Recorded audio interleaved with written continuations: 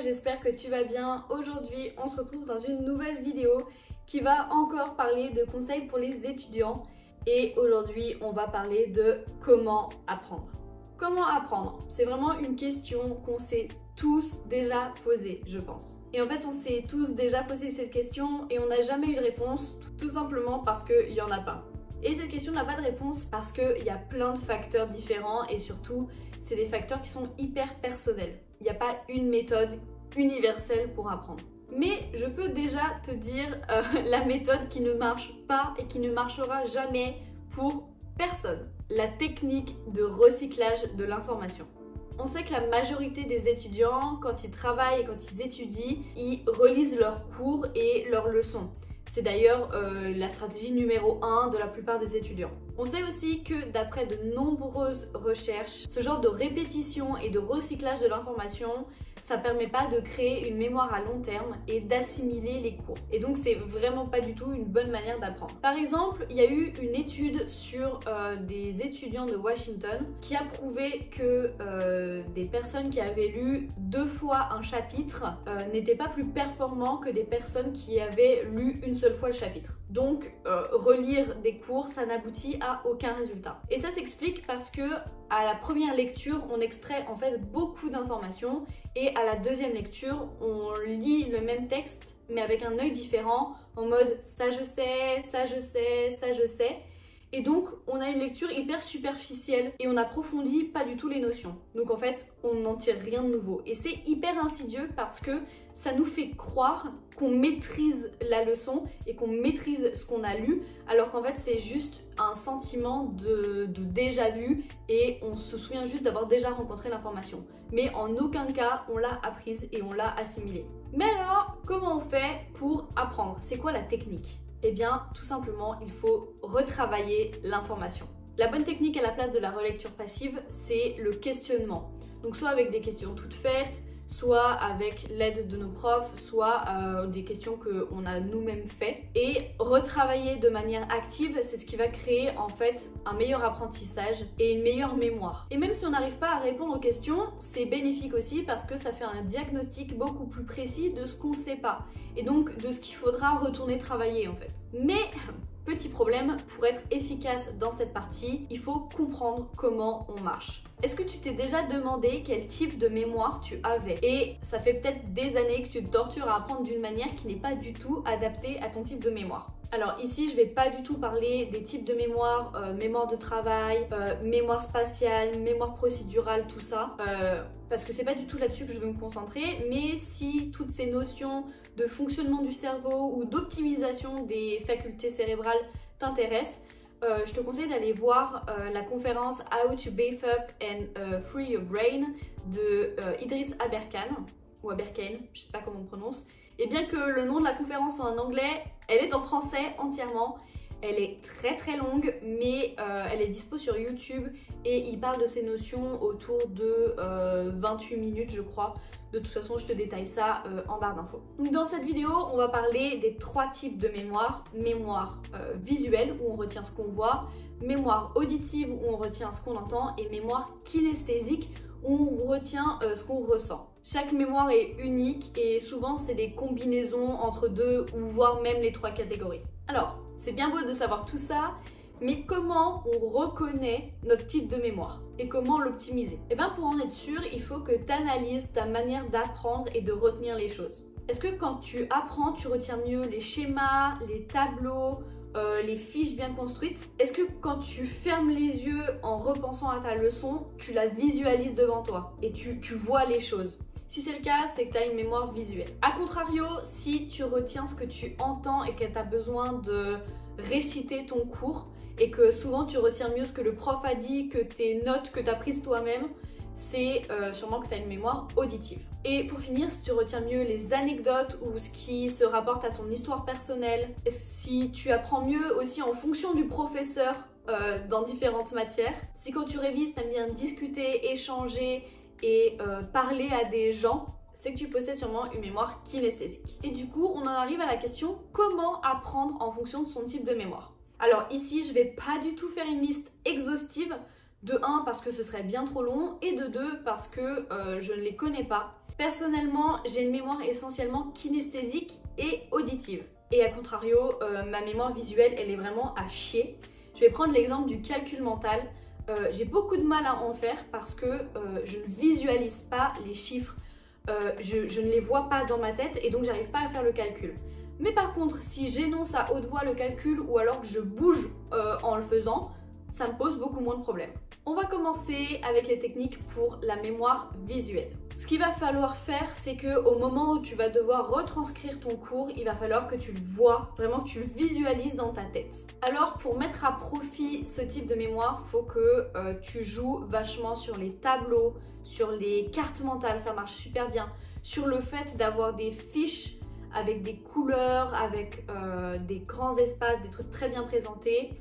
Il faut aussi penser que tes cours doivent être assez propres parce que si c'est pas le cas, tu vas pas te souvenir de ton cours mais tu vas te souvenir de tes petits gribouillis un peu partout. Et donc voilà, essaye vraiment de faire des fiches très claires avec beaucoup de couleurs et très soignées. C'est pour ce genre de personnes que les fiches hyper instagrammables, super belles, ça va très bien fonctionner parce que en plus les écrire, on sait que l'écriture ça permet de beaucoup mieux retenir, donc tu auras les deux avantages, le fait d'écrire donc tu vas retenir et le fait de visualiser, et quand tu vas fermer les yeux, ta fiche tu vas la voir et donc tu vas te souvenir des informations qu'il y a dessus. Pour moi c'est hyper abstrait comme notion, c'est pour ça que j'en parle pas énormément parce que pour moi c'est impossible de visualiser quelque chose quand on ferme les yeux. Même me souvenir des couleurs qu'il y a sur une fiche, j'ai vraiment du mal. Donc je sais pas comment vous faites les gens qui ont une mémoire visuelle, mais je trouve que c'est un super pouvoir. On va parler ensuite de la mémoire auditive.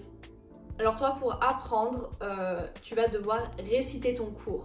Et en fait, quand tu vas devoir le retranscrire, tu vas te l'entendre dire et tu vas te souvenir de l'enchaînement des mots à l'oral. En fait, c'est exactement le même principe qu'une poésie. C'est pour ça que moi j'ai toujours cru que ma mémoire principale c'était une mémoire auditive parce que quand j'étais au collège, on faisait énormément de poésie en français et moi j'étais super forte là-dedans. Et donc j'ai basé mes méthodes d'apprentissage là-dessus. Toutes mes leçons, je les apprenais comme des poésies et je récitais du par cœur en fait parce que je l'entendais dire. Petit conseil, quand tu es en cours, essaye d'être très attentif à ce que dit le prof parce que c'est là où tu vas retenir le mieux en fait. Et comme je te le disais dans la présentation de la mémoire auditive, tu vas même mieux retenir ce que le prof dit plutôt que tes propres notes que tu auras apprises. Donc pose un max de questions et interagis un max avec le prof. Si tu es bloqué sur un exercice, tu peux aussi l'énoncer à haute voix. C'est typiquement ce que je fais avec le calcul mental. Alors, certes, en examen, ça peut être un peu compliqué, mais tu peux le chuchoter ou faire semblant de le dire à haute voix. Mais ça va te permettre en fait de renclencher ta mémoire correctement. Dernier petit conseil qui pour moi est vraiment efficace de fou, c'est t'enregistrer et réécouter ces enregistrements. Typiquement, c'est ce que je fais pour les oraux de langue, donc c'est ce que j'ai fait pour mes oraux d'anglais et d'espagnol au bac et j'ai eu des super notes parce que je faisais un script hyper détaillé, hyper précis, je l'enregistrais parfaitement et je réécoutais ces enregistrements avant d'aller dormir ou dans les transports et du coup j'apprenais par cœur tout ça et après j'étais capable du coup de retranscrire ça un peu à ma sauce parce que normalement les oraux d'anglais et d'espagnol au bac ça doit pas être du par cœur, mais moi avoir cette répétition ça me permettait d'apprendre ça. Et on va finir par la mémoire kinesthésique.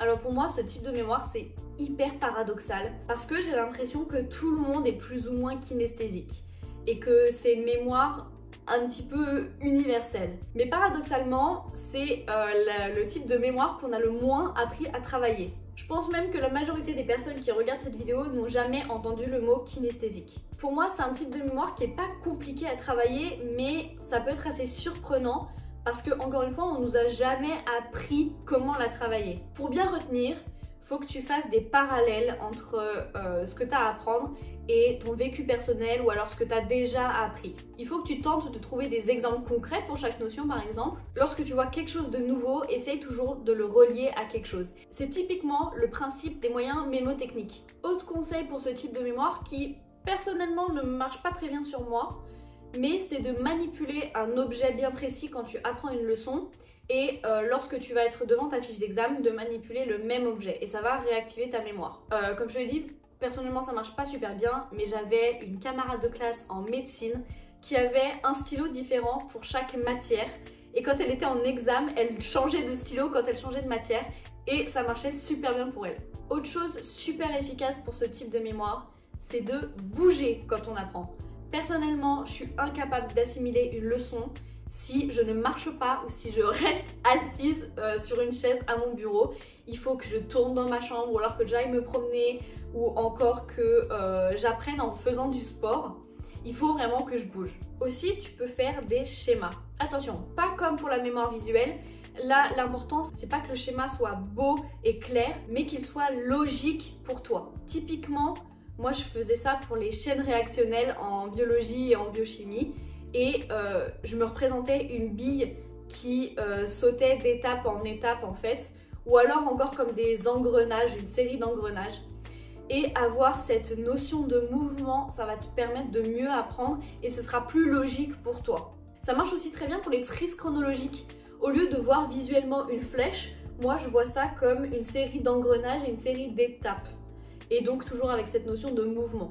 Tu peux aussi allier le mouvement physique avec les schémas. Typiquement, quand j'ai passé mon brevet, je devais apprendre les grandes régions de France. Et j'avais fait un truc qui avait fait beaucoup rire mes parents. J'avais pris le tas de linge sale que j'avais au pied de mon lit et j'avais fait vaguement un hexagone avec, donc une carte de France. Et je me mettais dessus et à chaque fois je changeais d'endroit et je me disais dans quelle région j'étais. Donc ouais, en fait clairement je m'étais fait une carte de France et je bougeais moi-même sur cette carte. Et donc quand j'ai dû retranscrire ça à mon examen, et ben j'avais dessiné un hexagone et je mettais mon stylo à différents endroits. Et je me souvenais de quelle région c'était, juste avec le mouvement. Et dernière dernière chose à retenir sur ce type de mémoire, c'est qu'il faut faire des exercices d'application. Parce que avec ce type de mémoire, c'est en faisant qu'on apprend. Et c'est pour ça aussi que c'est une mémoire qui est assez universelle, parce que je pense que tout le monde apprend mieux en faisant des exercices à répétition, plutôt que juste en travaillant autrement son cours.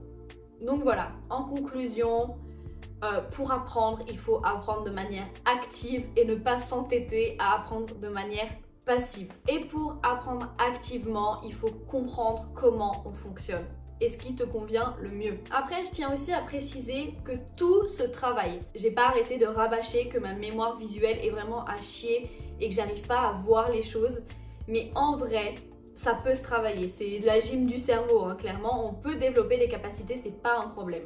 Donc si tu as l'impression que tu corresponds à aucune catégorie, c'est peut-être parce que tu n'as juste pas l'habitude de les travailler de cette manière-là. Et donc plus tu vas t'entraîner, plus tu vas découvrir ce qui marche pour toi et tes différentes mémoires vont s'activer petit à petit. Donc voilà, ça peut être aussi un challenge de s'entraîner avec différents types de mémoires. Après, je pense pas non plus que ce soit essentiel. Moi, je sais qu'avec mes deux types de mémoire principales, je m'en sors très bien et c'est comme ça que j'arrive à optimiser mon travail. Mais donc voilà, je pense que j'ai regroupé un max de mes conseils. J'espère que cette vidéo a pu t'aider. Je sais que c'est bientôt l'arrivée des partiels. C'est d'ailleurs bientôt l'arrivée des partiels pour moi aussi, donc je commence mes révisions. Et c'est pour ça que faire cette vidéo, ça m'a pas mal aidé aussi à remettre pas mal de choses en perspective. Et ça m'a remotivé pour mes révisions parce que au fond, c'est pas si dur que ça, faut juste bien travailler. Voilà, j'espère que cette vidéo t'a plu. Si c'est le cas, n'hésite pas à laisser un j'aime, un commentaire et surtout à t'abonner à la chaîne pour suivre toutes mes aventures. Ciao ciao!